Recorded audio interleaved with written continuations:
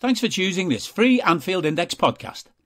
If you'd prefer to listen to this or any of our other shows without adverts, then now's the time to check out Anfield Index Pro. With AEye Pro, you can supercharge your entire listening experience. You'll not only get all of our podcasts without the ads, but you'll have them far faster with our Quick Publish feature available exclusively for subscribers. AEye Pro also puts you in the heart of our sound studio, with an option to listen to many of our shows live and interact with the podcasters in real time as the shows are recording. Upgrading couldn't be easier. AEye Pro is available on all popular podcast platforms, and we have our own apps for Apple and Android. Just head on over to AnfieldIndexPro.com and get started today. Hello and welcome to AEye Scouted on Anfield Index Pro. I'm Dave Hendrick, joined for some sort of punishment by Mr. Karl Matchett. How are you, sir? Dismal. Absolutely dismal, Dave. How are you? Well, I had to suffer through Raw yesterday and you didn't.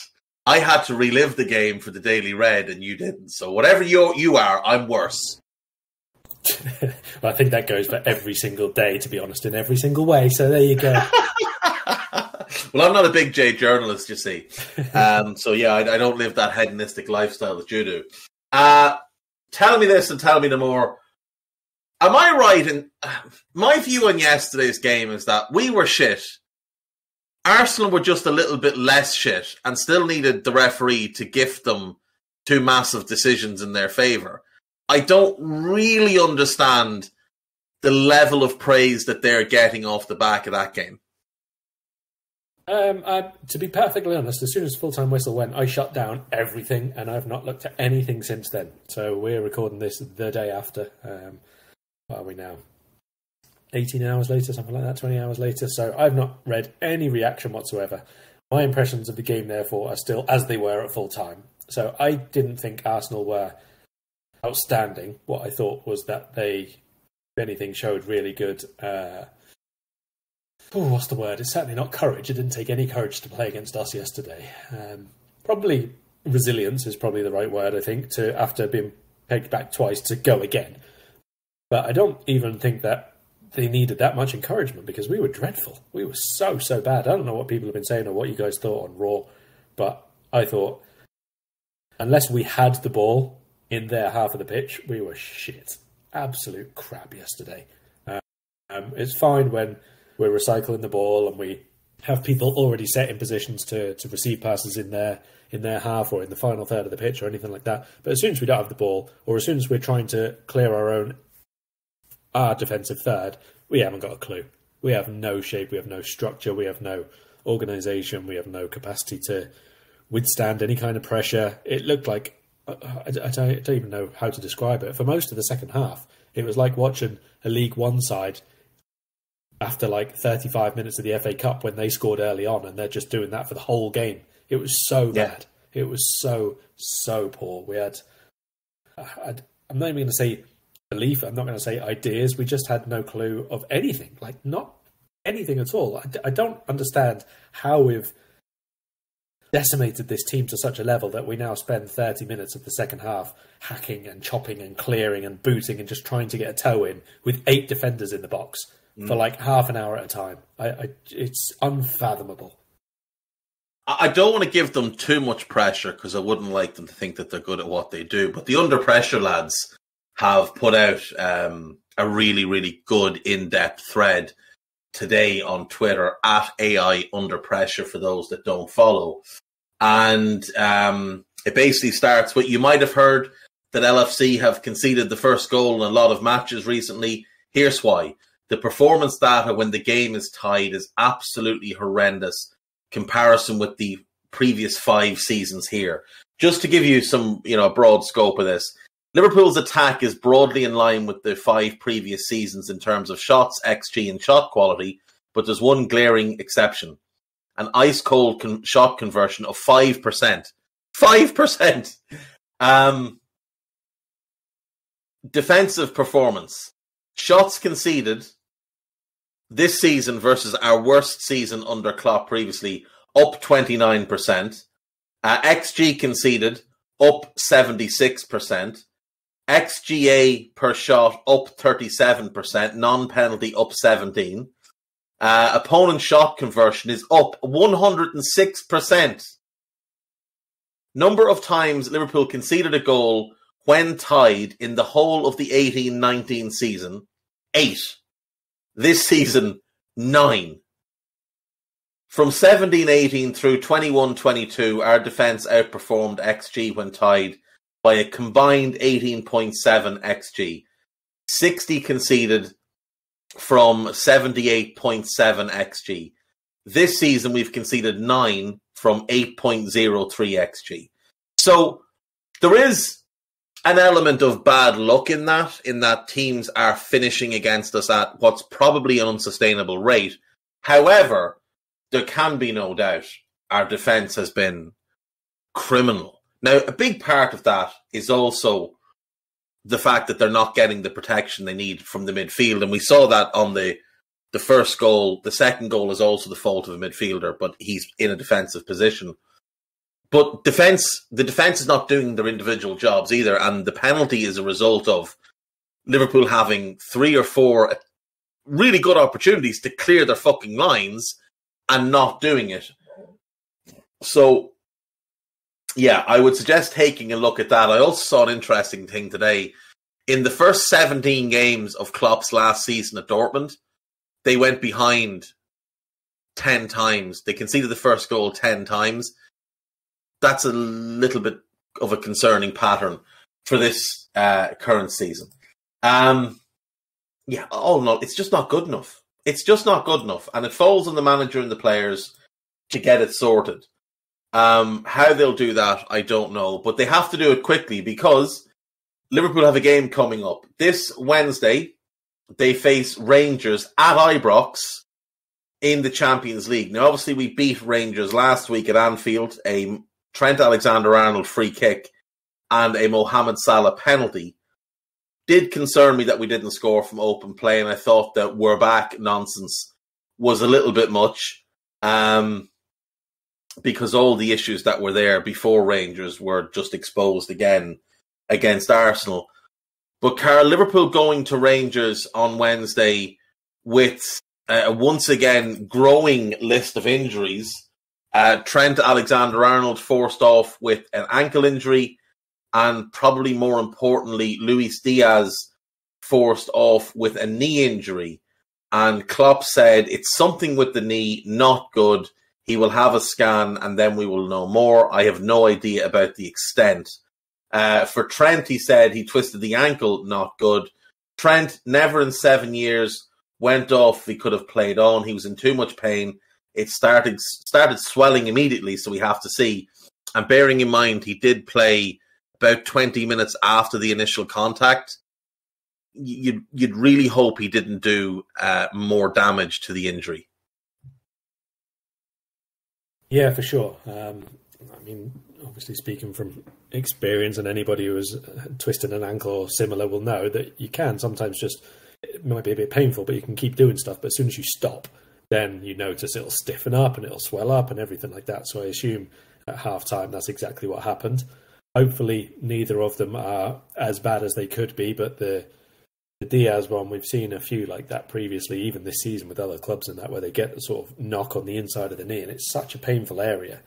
Even if there isn't any, ligament or tendon damage or anything like that, it's a real soft tissue area as well, which can just take ages to heal. So we will have to see. Just keep our fingers crossed, because I think Diaz in particular, like you say, that's the bigger one, because he's one of the few players who's been in pretty good form this season. So we do have alternatives, but maybe not in the exact same way.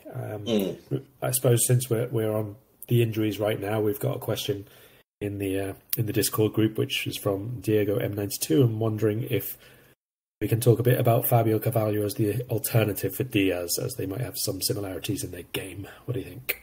Yeah, I think he is probably one of the two options who'll be used in that role. I think it's him or it's Jota. I was really surprised when Jota was taken off on Sunday that it wasn't Carvalho brought on. It made no real sense to bring on Harvey Elliott and stick him out in the left wing. But then, having already stuck Jordan Henderson on the right wing, and not taking him off. Nothing Jurgen did yesterday made a whole ton of sense. I do really like the idea of Carvalho on the left in this shape. I think this shape suits him because when he picks the ball up, he's going to have some immediate separation between him and the fullback. He's going to be able to go down the line or cut in field, which is similar to what Diaz does. He does like to carry the ball, but he also likes to give it, go, get it back, give it again, move again, and link things up really well. So, in terms of the fit for him, that's the best position we could use him in right now, unless we were going to play him off Darwin in a front two. And I think, Jota seemingly prefers playing central, but he can obviously be another good option on the left and is probably the one you'd see Klopp go with for City. I think for Rangers, I do think it will be Fabio Carvalho who starts left wing. Yeah, quite possibly so. I think there's going to be obviously an element of tailing and rotating positions now because we've got so many games. It's not ideal to have lost one of the starters with the matches that we have coming up, even if you take City out of the equation. Just the sheer volume of them, really, we would have wanted to rotate probably one or two every game. I must say, in attacking... In terms of the attack, I do like us having the two central forwards. I've said this for quite a while. I think Firmino in particular is one of the ones who benefits most from having that extra player beside him to play off. Darwin, definitely the same. He loves to have that little ability to run in behind and someone to link with very, very close up. I think we've seen the better parts of his game over the last two matches, and it's not really a coincidence. He's got an extra person to play the little balls into the channel. He's got someone to play the little 1-2s with or cut back for them. One against Rangers, which didn't work. He got on the end of one against Arsenal, which did work. That's the kind of combination play we would expect to see quite a lot more often while we have the two up front. But then there's so much work to be done on the sides of them. I think it's really, really different playing two wide players, whatever formation you want to describe this as, 4-4-2 like Jurgen or 4-3-1 as some people said. I've seen some people even put it in as United's box formation now from last year, which it isn't. That's not the starting positions of those wide forwards, but whatever. The role of those two wider players is not the same as our roles of those wide forwards in the 4-3-3. And at the minute, I think the starting position from people like Salah and Jota, when he went out there, for example, almost is. And a lot of the time, we're like really, really flat four up top and not a lot of movement there. And it's okay if you got Thiago on the ball and he's obviously able to turn and pick passes in between anybody he wants. But some of the time it's not when Henderson's the other one. Some of the times Henderson's done all right with the balls over the top, a little lofted pass or the rest of it. But that's maybe one or two occasions in the 90. Really, this needs to be happening 5 and 6 times a game. Yeah. Sorry, 5 and 6 times a half even. That's it. That's exactly the thing. But that's a ball into space. I mean, any decent footballer could play a ball over the top into space. Thiago has that ability to thread the ball into feet between defenders and give our players more of a chance. And that is what we need. But you're right. We need more movement in that front three. I mean, it's funny. You look at the shape yesterday, and ostensibly Diaz and Salah, you'd imagine, are playing mirrored roles of each other, But we saw Diaz through the middle. We saw him pop up to the right of Darwin.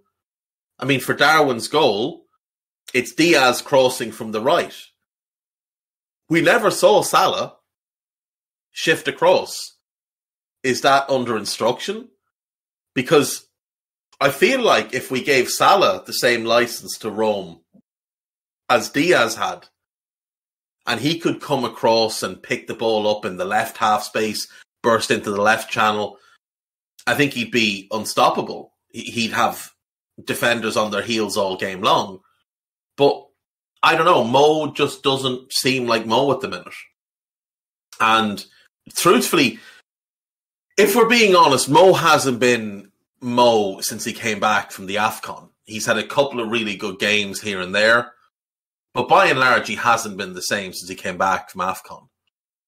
And this season, early in the season, we saw him glued to the touchline, and now the system has changed, and I don't see why his role would be, you stay wide out there, but we're going to let Luis roam wherever he wants. I just don't see that would be something that they would tactically do. Maybe it is. Maybe that is the thing. You stay out here, you're going to be a playmaker, and Luis is going to get in the areas around the box because he's going to be more of a goal scorer. But Mo is our best goal scorer. And either we're not getting the most out of him, or he's just off a little bit, or a combination of both.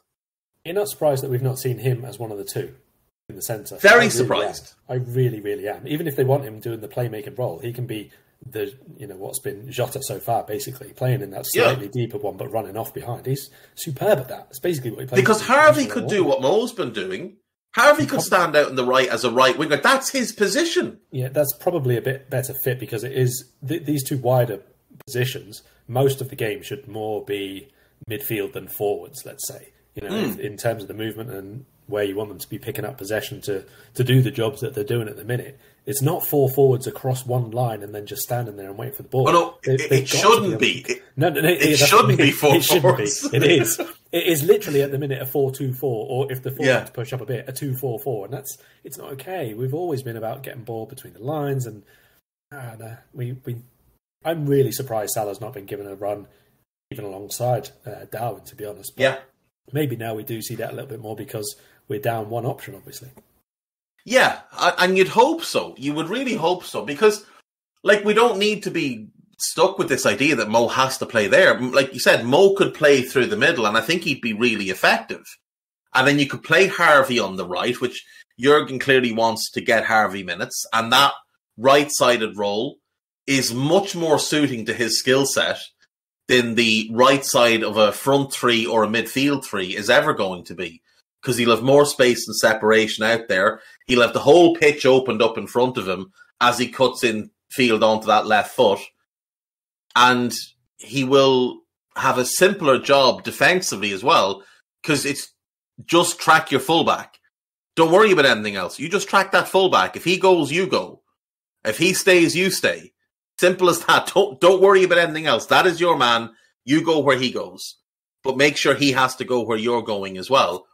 And that means we could play Jota on the left, Mo and Darwin through the middle, so we get a creator and we still have 3 goal scorers in the team.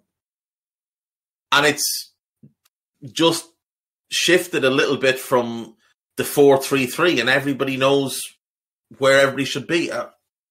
It was really infuriating yesterday, though, watching us routinely try big crossfield switches to Mo while Tomiyasu just stood in front of him and just picked them off one after another, after another, after another. I don't understand why we weren't just trying to play the ball between Gabriel at left side centre-back and Tomiyasu at left-back into that little channel for Mo to run onto, because whenever he got a run on Tomiyasu couldn't catch him. And we just didn't do it. And part of it obviously is the fact that they were stood in a flat 4, so Arsenal's defence were like, well, we know what they're going to do, so we're not getting drawn out. We can hold our line here and stay nice and compact. And Thomas Partey could just sit in front of them and say, right, well, I'm going to block any passing lane that you want. Without that movement, we made it very easy for Arsenal. And yet, we still cut them open a couple of times. Yeah, we did. I think first half, especially, we played, like I said, in possession was fine. The recycling was all right, and we were in decent positions, I think, when we had the ball high upfield. But let's be honest, it's not in possession where Liverpool's problems have been this season. It's, oh, goodness me, so bad in defence, and I guess we have another opportunity in midweek to try and fix that. We do. So let's not spend much time on Rangers, because Rangers don't deserve our time. For those interested, Rangers beat St Mirren 4-0 at the weekend. Cholak got 2. Tavernier scored a penalty, and Sakala scored in the 91st minute to wrap things up. The starting 11 for Rangers was Alan McGregor in goal, Tavernier, Goldson, Davies, and Barisic.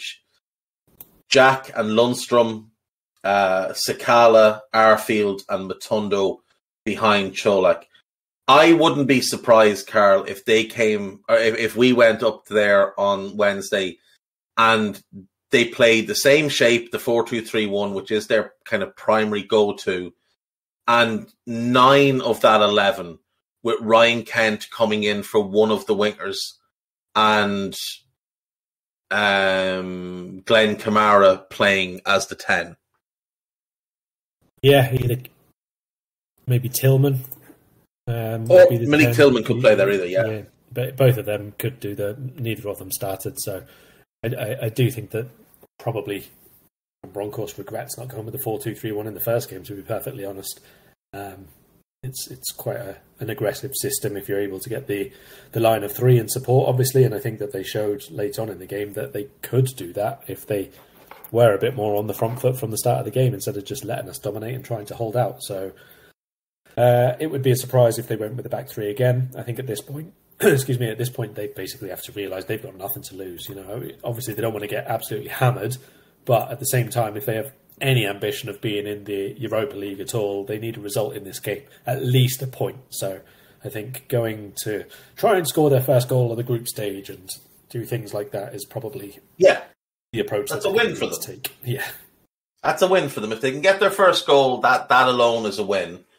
For us, we know that in the other game, it's Napoli at home to Ajax, and Napoli demolished Ajax last time around, and you would probably bet on them to do similar this time around, which means that a win for Liverpool will leave them on 9 points, 6 ahead of Ajax, meaning that 1 point from the last 2 games will be enough to put them through. And in truth, unless we get beaten again by Napoli, which is likely, and then get beaten in Amsterdam, we would go through, because what you say, it's head to head, isn't it, between us and Ajax? Yeah, if it's equal points. Yeah, we could lose 1-0 in Amsterdam, and then they would go through because they would have 1 goal scored away from home, I think. But then hopefully we won't get to that point. No, hopefully not. That wouldn't be good.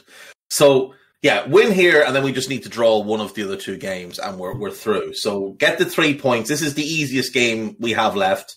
It's the easiest, but it's the most important one to win. This is of basically course your through pass, isn't it? Yes, it is indeed. So I think ideally Jurgen would have liked to have done some of the rotation for this game, considering what's on the horizon next weekend. I think he's going to be able to, given the injuries. That's because Arthur is injured now as well. He's having surgery, and Christ knows when he'll be back. Curtis is back in training. We're not seeing Arthur in a red shirt again, are we? He's gone in January, I bet. He's Ben Davies, isn't he? He's Ben Davies 2.0. He's never going to have actually existed. Yeah, Jesus wept. Curtis is back in training, though, so that's good news at the very least. And Robbo's back in training, but likely not ready for this week, for this midweek game. Maybe off the bench for 15 or whatever, but it's more likely he'll be involved against City. Off the back of City, it's not pleasant. It's West Ham, then it's Forest away, then Ajax, then Leeds, then Napoli, then Spurs, then Derby, then Southampton, and then we get the international break. So you could argue the last 2 games are the 2 easiest ones. And outside of that, Forest away, Forest aren't great, but it's away, it'll be tough enough. Leeds at home is a game we should win. Everything else is going to be a chore. City will be a chore, West Ham will be a chore. The Ajax and Napoli games will not be enjoyable at all. And the Spurs away game will not be fun. So we need to get this Champions League stuff put to bed, beat Rangers, get the draw with Ajax, and then whatever happens against Napoli is irrelevant. So in this game, I I assume Alisson will start. I don't imagine Jurgen is on, full meltdown mode. So I assume Alisson will start. There is the question of right back, though. Do you play Joe Gomez knowing that you need him there against City? Or do you potentially give Calvin Ramsey his debut? Or... or... Is your head about to explode? I'm trying not to allow it to. Or... do you take the septic tank option and play James Milner at right back against Rangers, knowing that regardless of whether it's Ryan Kent or Robbie Matondo, they are going to rinse him endlessly? Can I before I answer, can I offer you a dilemma in your skull? Would you take James Milner at right back against Man City if I could guarantee you their starting left winger was Grealish?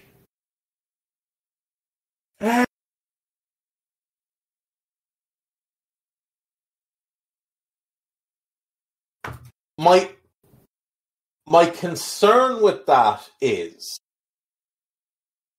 Grealish does like to carry the ball. Now, he's not going to run away from Milner because he's not capable of running away from Milner because he can't run away from anybody. But he does dive an awful lot and win a lot of free kicks. And I just wonder by the 11th time that Milner's brought him down, is that going to be the second jello and off you go? If it was Grealish at left wing, I'd be okay with Milner. No, I wouldn't be okay. No, what am I saying? I would be less furious with Milner at right back if it was Grealish left wing. But it's not going to be Grealish.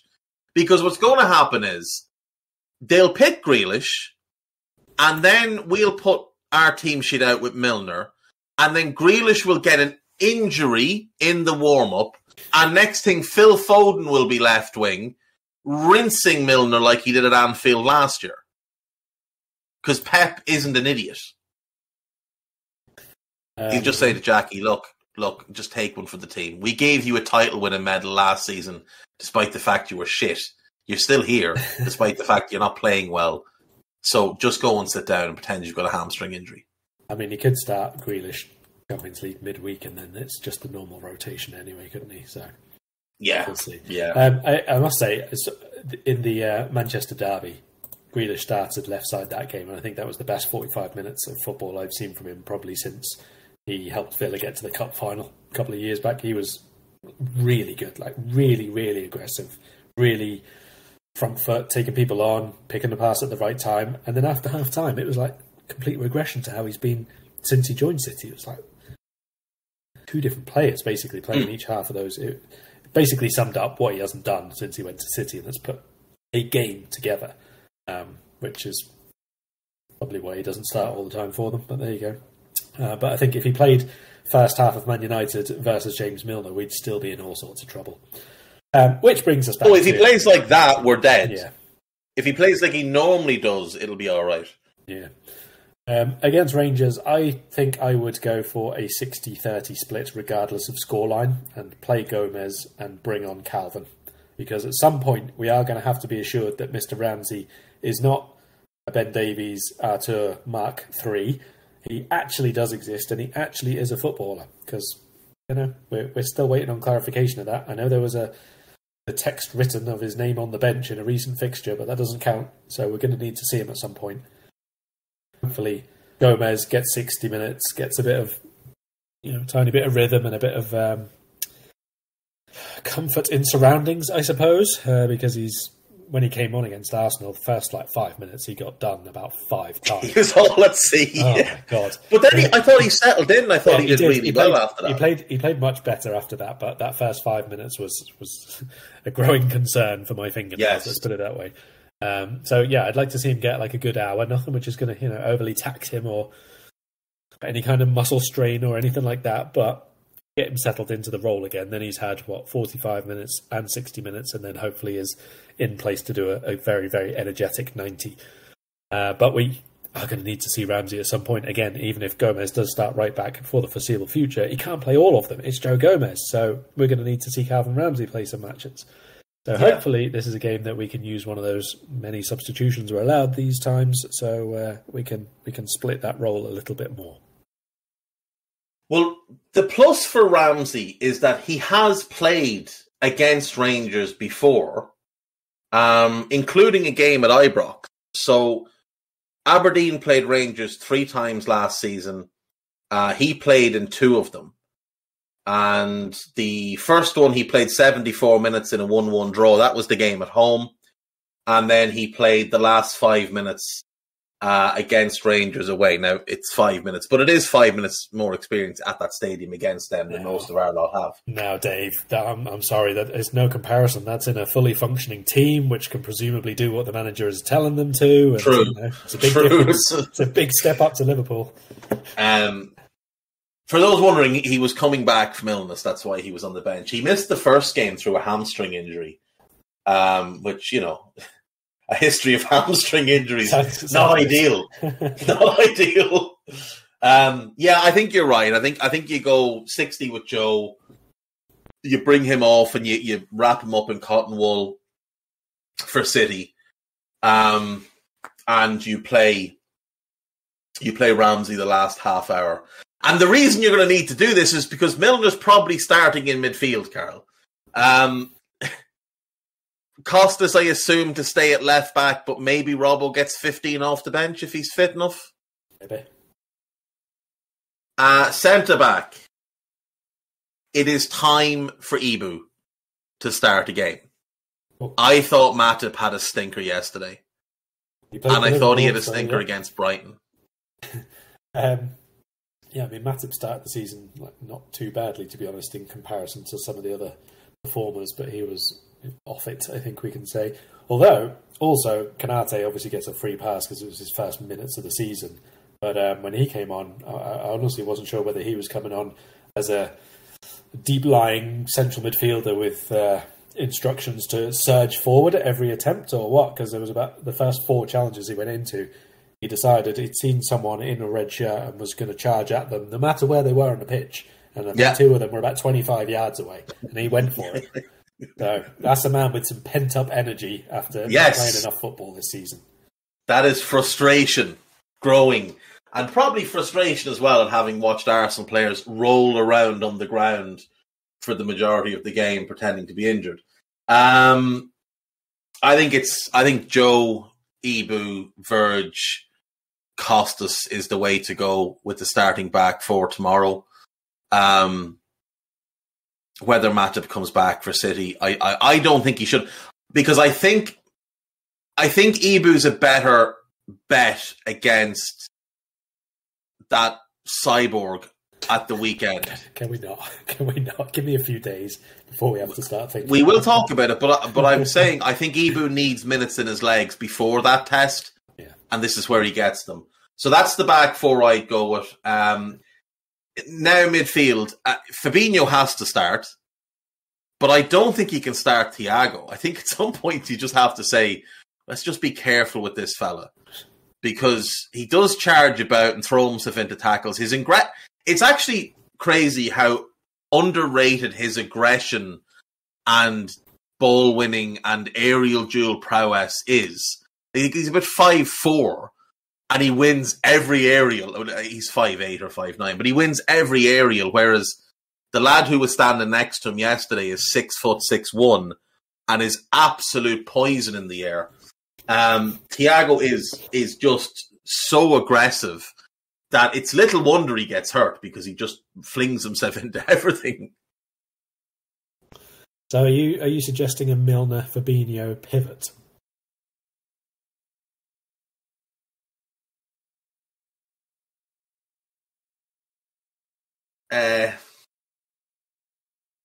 No, it can't be. I think it has to be Fabinho, and despite the fact that he was garbage yesterday and was garbage against Brighton and has been garbage for 2.5 years now, I think the captain has to start again. I think it has to be Henderson, Fabinho in the two. Because if Jones isn't ready to play, like ready to start, then you've got no options. Naby's injured. You've got to rest Thiago. You've got to have Thiago for City. And Arthur is injured. There's no other option. It has to be Fabinho and Henderson. Okay, yeah, we'll go with that. Can't just throw in young Steph at Ibrox. See, that's the thing. If this game was at home, I would probably say just start the kid. But that is going to be an atmosphere unlike anything some players have seen before. That place will be bouncing and it'll be toxic and it'll be horrible to try and play in. So I would say you start Henderson, and you probably bring on Milner after 70 to, run around. Just bring him on for one of them. Just a box check then. You're still not on board with Harvey Elliott and the double pivot? No? Can't interest you? Absolutely not. There is never, ever, ever, ever going to be a time in his career when I'm going to be on board with him in a double pivot or Carvalho. Right, let's get to the... should we keep it as a line of 3 and a 9? So just so it's clear what we're talking about. Go on. Well, we know it'll be a flat 4 with no movement, but we'll keep it as a 3 and a 1. Yeah, Jonathan Walters right wing to win the headed diagonals. Right, I'm going to go for Bobby starting because he's in the mood for goals at the minute. Yeah. I'm going to keep Darwin in the team because it's important. But I think we have to keep Salah in the team. So he's in. I don't mind if we change the last one. I think Jota has to start against Man City. So in the interests of both rotation and preservation and seeing how things happen, I don't mind putting Carvalho left side unless you've got any better options. No, Carvalho would be left side for me because, like you said, we need Jota against City. I would start Darwin because he just needs to get minutes under his belt, and he scored at the weekend, and I want to see him kind of try and build on that. The question I have, I think you're right. I think Mo will start. I think that's part of why he was brought off.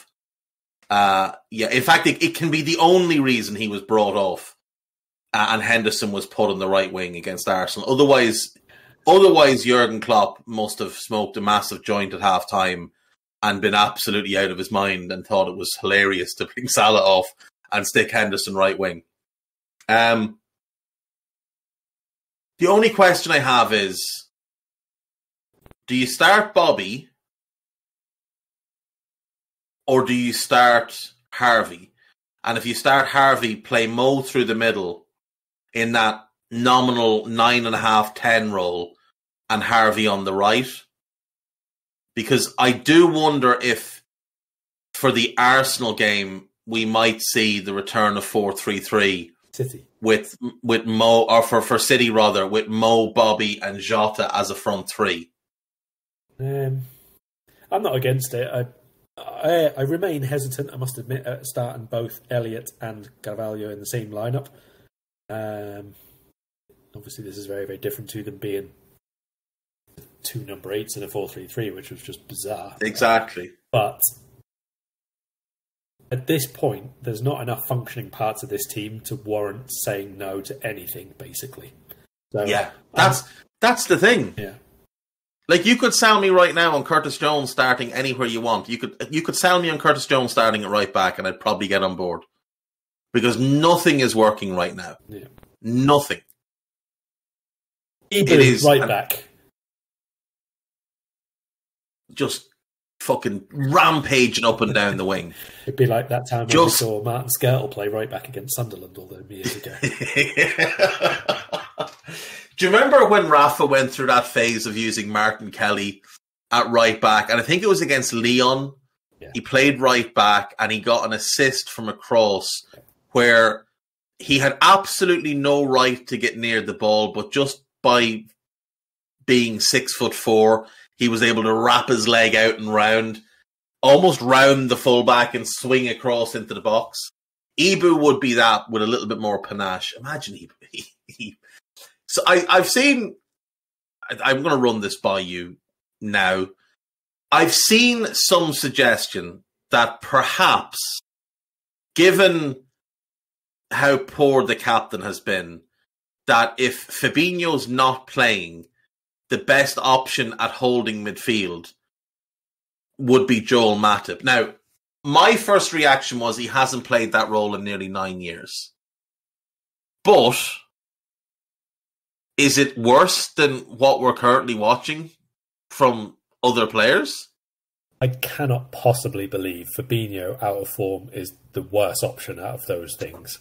No. If Fabinho isn't playing, so if he's rested or injured, and it's a choice between number 14, who's now been downgraded, by the way, official announcement, downgraded from Brian to number 14. If it's number 14 or it's Matip, is Matip really a worse option? I suppose the real answer is we don't know because we haven't seen him there, but I don't like how Matip moves and turns to be in that role anymore. So I would personally stick with Henderson. But as I say, you can try anything at the minute because nothing else is working.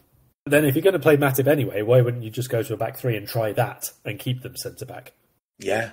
I mean, it wouldn't surprise me if we play a back three at some point in the coming weeks. It really wouldn't. But the best part of it will be we'll also have a centre-back at right wing-back because it'll have to be Gomez unless Ramsey's fit. Now, a back three of Gomez, Konate, Virgil with Ramsey and Robbo or Ramsey and Costas, I'd like to see it. I'd be interested to see it. If we think against City, for example, if we go 3-4-3, we could have Ramsey right, and Gomez, Konate, Virgil, and Robbo left, and then Fabinho and Thiago, and then left wing Costas, right wing another defensive player from the reserves or whatever. James Milner, right wing, and then the most defensive-minded forward that we've got, probably Firmino, as the forward. You just stick Big Joel up front. Okay, yeah, fine. Yeah, aim. Get it in the box to Joel with his 50 pence head. He won't score, but at least it'll be funny. Knockdowns from Joel, Costas running on, lash it into row H. Imagine the hold-up play from Joel, though. And imagine when all of the decisions, like, you know, when he gets caught offside for the 11th time, there is significant tantrum potential. And as we know, a Joel Matip tantrum is better than 3 points. Like it. That'll do me. 3-4-3 nominally. Actually, 5, maybe 4, maybe 1, and then nobody in the next 2 lines further towards Ederson. Yeah, I mean, the centre forward would play on the halfway line, and it'd be a lovely deep block. Yeah, like it. Pep wouldn't know what to do with himself. Oh. I'd back Matip to dribble past Ruben Diaz and score as well. Yeah, I could see that happening. And unfortunately, I could also see Cancelo against James Milner not going the best. Not for us, anyway. No, but at least it's, you know, at least you've got Ramsey behind him to then, you know, pick up the Yeah. And Ramsey behind him, and then Gomez behind him, and then they're still good. And then Haaland still there. We'll talk about City later in the week.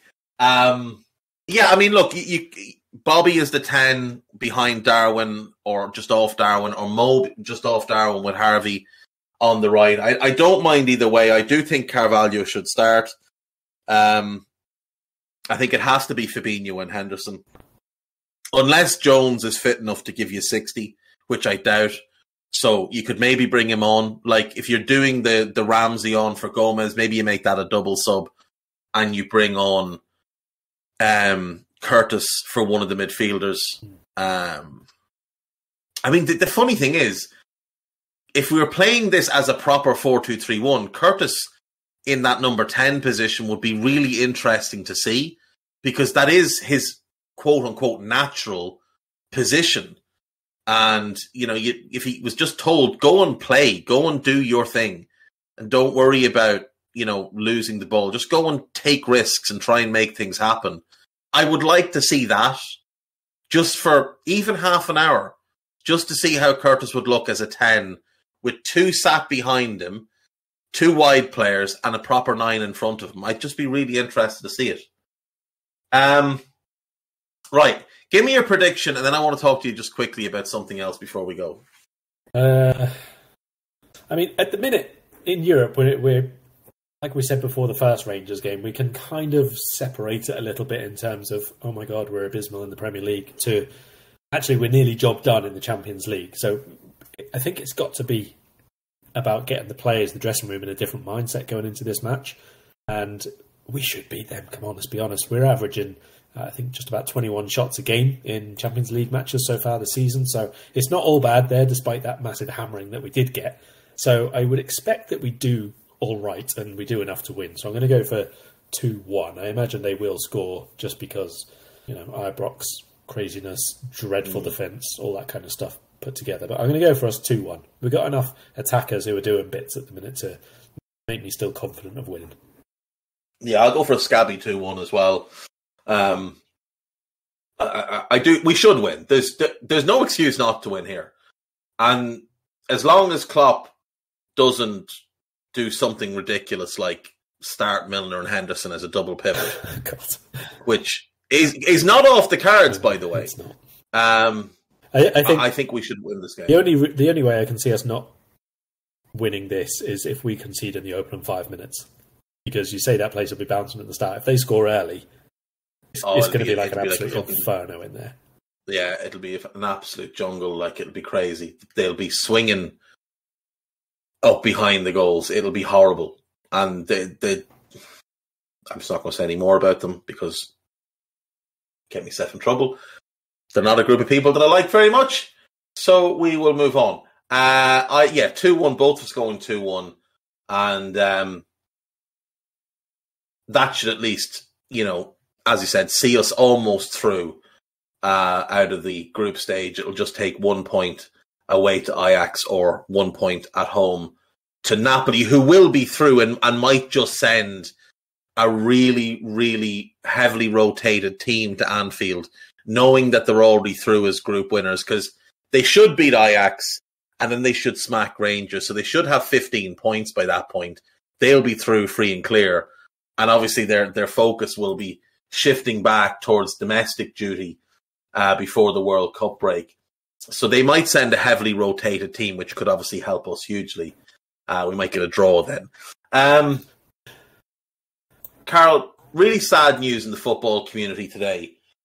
Enoch Mwepu has been forced to retire due to a heart condition. Now, you flagged that he had been sick while away on international duty and he'd spent time in hospital. And on his return to Brighton, he has undergone a series of very in-depth testing and scans on his heart. And the outcome is that he has been forced to retire because he was at risk of dying due to, a potentially massive cardiac incident. This is a huge blow because this is a really good player, really intelligent player who I would imagine was on the radar of a number of clubs looking to keep an eye on him over the next 6 to 18 months ahead of a potential move. Yeah, definitely. I think even when he was still at Salzburg, there was loads of teams who were keen on him. Very, very good player. Still obviously learning and growing into being a first-team player. But, I mean, even you look at the last game that he actually played for Brighton in the end, which was before the international break against Leicester, he was brilliant. Absolutely brilliant. Still someone who is in and out of their team a little bit, but he had a massive future, no doubt. He was another one of their buys, like Caicedo and loads of players at Brighton who have been very, very smart additions. Very, very long runway for improvement. And like you say, it's obviously very, very sad for him that his career has to come to an end like that. But most important that his life doesn't have to come to an end all of a sudden, obviously. So can't say that it's anything other than the decision that had to be made. But definitely a big loss for Brighton, and unfortunate for him as well, and for the national team. Yeah, exactly. The national team, especially, who wouldn't exactly have stars galore, I suppose, is the fairest way to say it. Like, he was sort of one of a couple of really big talents that they had, that they were banking on for the future, along with Patson Daka, Fashion Sakala. Those were sort of the three real bright lights, all 24, 25, and it's a huge blow for Zambia. It's a huge blow for Brighton, like you said. I mean, financially they'll be okay because they'll have insured him as an asset, and they'll have insured his contract, and at least he'll get paid out for his contract. But I mean, he's lost out on millions and millions of potential earning, because if he would have gotten that move, you'd imagine he's probably on 30 grand a week there. If he was to move on to even a more moderate club like an Aston Villa or an Everton, that wage probably doubles. If he'd gone to a top 4 team, you could imagine he'd be in the 100 grand a week range. I mean, and that's not just life-changing money for him. That's life-changing money for everybody connected to him, family, friends. We know that a lot of the African players give back huge amounts of money to their communities and to their nations, and try and, build up the infrastructure and things like that. So a lot of people will be affected by this. But the most important thing, like you said, is that this was detected, and that they found this, and he was able to make this decision, and it wasn't made for him. Yeah. He was able to say, right, okay, career over. It wasn't like a thing where, I mean, the worst case scenario obviously is a Marc-Vivien Foé, but Fabrice Muamba, Christian Eriksen at least has been able to restart his career and that. But I mean, Muamba was, for all intents and purposes, he was dead for an hour. Yeah. And no one wants to see any more of these situations. No, and also I think probably quite an important thing as well, because it was a hereditary disease which they've detected as well.